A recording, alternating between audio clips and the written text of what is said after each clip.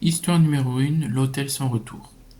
Un couple et leur enfant descendent dans un hôtel pour leur semaine de vacances à Nice. En arrivant devant ce dernier, les ambulances sont présentes, accompagnées des pompiers et de la police. Une personne s'est arraché la peau du dos, des fesses et des jambes. Aucune explication n'est évoquée. La police demande à la foule de circuler, qu'il n'y a rien à voir.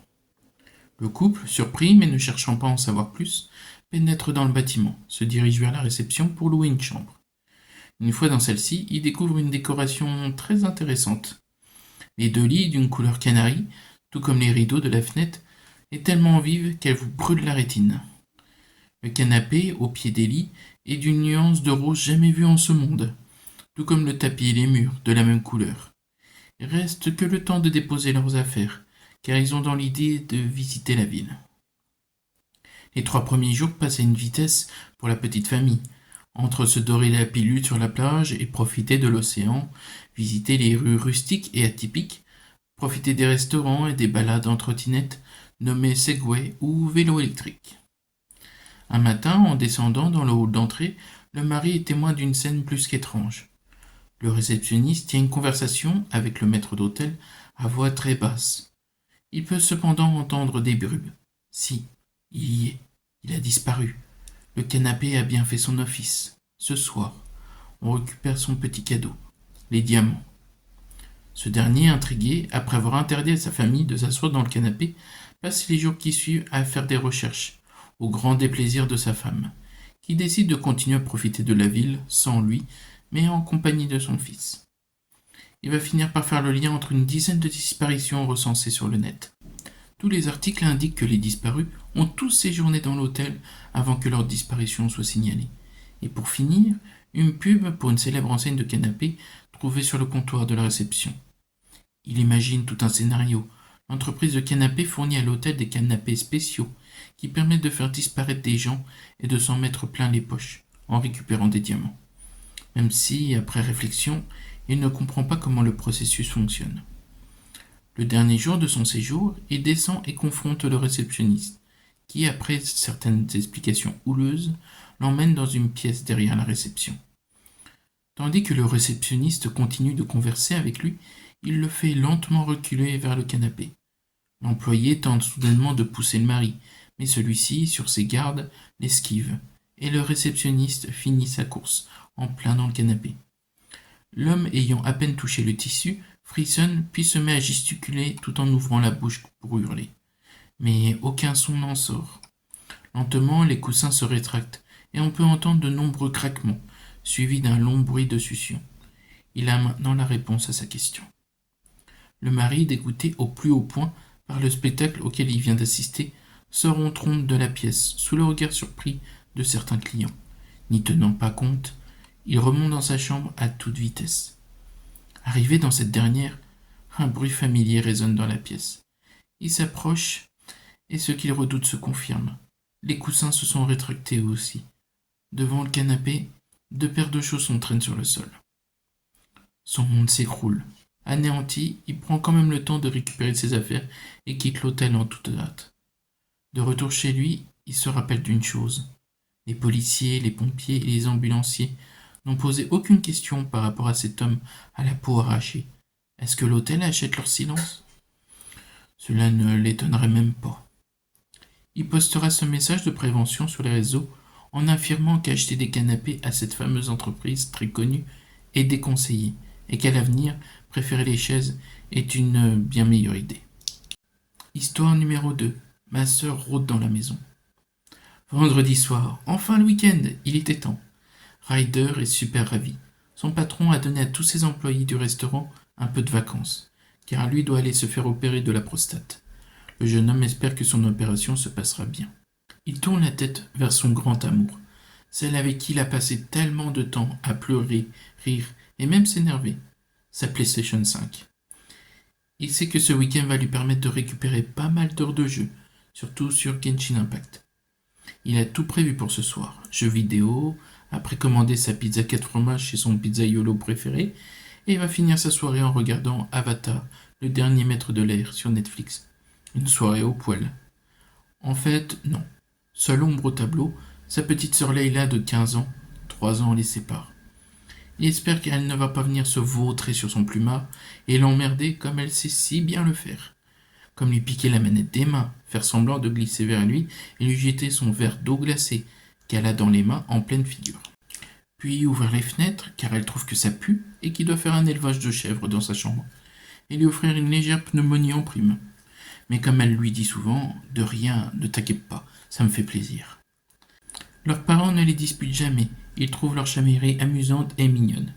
D'ailleurs, eux ne seront pas là du week-end, puisqu'ils partent aux Maldives, pour se ressourcer un peu de leur travail harassant, de pilote d'avion et d'hôtesse de l'air. Cette fois-ci en tant que simple voyageur. Il regarde l'heure, 17 heures. Allez hop, que sa soirée commence. Il allume sa Play et sa télé, récupère sa manette, rapproche son bol de M&M's qu'il a préparé en début de soirée, puis commence son jeu. Le temps défile. Après avoir fini l'exploration d'une des zones de la région de Natlan dans son jeu, la sonnette retentit. 19 heures, pile à l'heure, comme à son habitude. Le livreur est arrivé avec son Graal. Il dévale les escaliers et se jette sur la porte d'entrée. À peine l'a-t-il ouverte qu'il ressent un vent tellement glacé le traverser. Puis la sensation disparaît. Il s'aperçoit qu'il a fermé les yeux. En les ouvrant, il se rend compte que le livreur le regarde d'un air inquiet. Il constate également que la température est plutôt chaude à l'extérieur, ce qui est normal pour un mois de juillet. Se reprenant, il met cela sur le compte du mouvement de la porte, qui a dû provoquer un coup de vent. Après avoir remercié et salué le livreur, il referme la porte et se précipite dans sa chambre. Son ventre lui crie de se dépêcher. Il ne se fait pas prier, avale une bouchée de paradis. Le gras, c'est la vie. Une réplique de son chevalier préféré dans Camelot. Après son repas, il recommence à jouer quand il perçoit une silhouette du coin de l'œil. Quand il tourne la tête, il s'aperçoit que c'est sa sœur.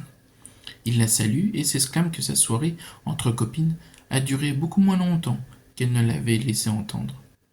Elle ne répond pas et continue de le fixer. Il est un peu surpris, mais se dit qu'elle est peut-être de mauvaise humeur à cause de sa soirée qui s'est écourtée. Alors il se replonge dans son jeu.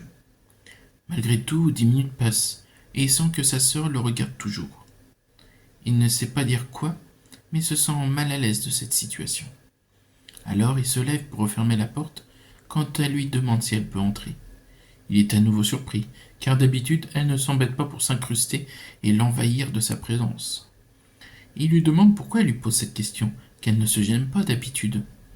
Elle continue de le fixer, mais l'intensité de son regard change, comme si elle désire le dévorer.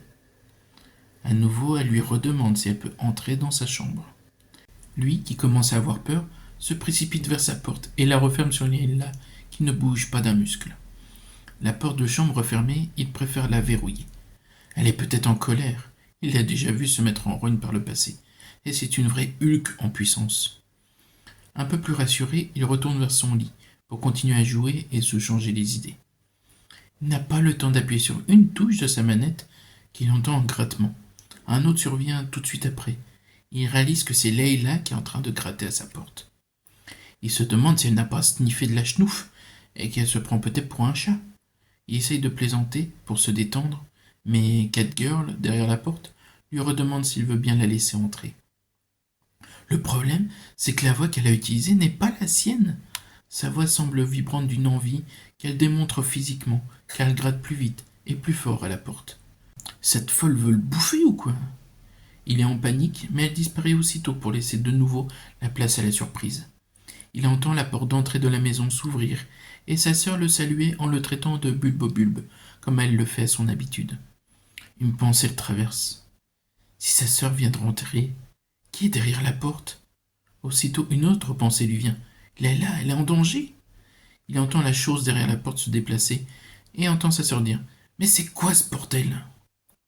Il sort de sa chambre à grande vitesse et dit à Leila de faire attention.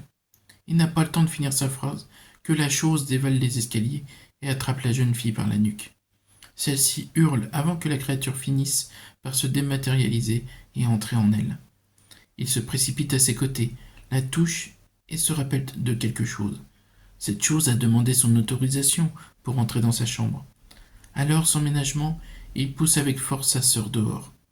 Lentement, il la rapproche du seuil, pose sa paume sur son front et prononce « Je ne t'autorise pas à rentrer chez moi, qui que tu sois. Il n'y a que ma sœur Leila que j'autorise à entrer. Il la ramène à l'intérieur. Comme si le temps a ralenti, deux Leila sont de nouveau visibles, une à l'intérieur et l'autre à l'extérieur. La chose, en colère, essaye de pénétrer à nouveau dans la maison, quand sa main se met aussitôt à brûler en s'approchant du seuil de la porte, révélant une brume du noir intense en dessous de la peau.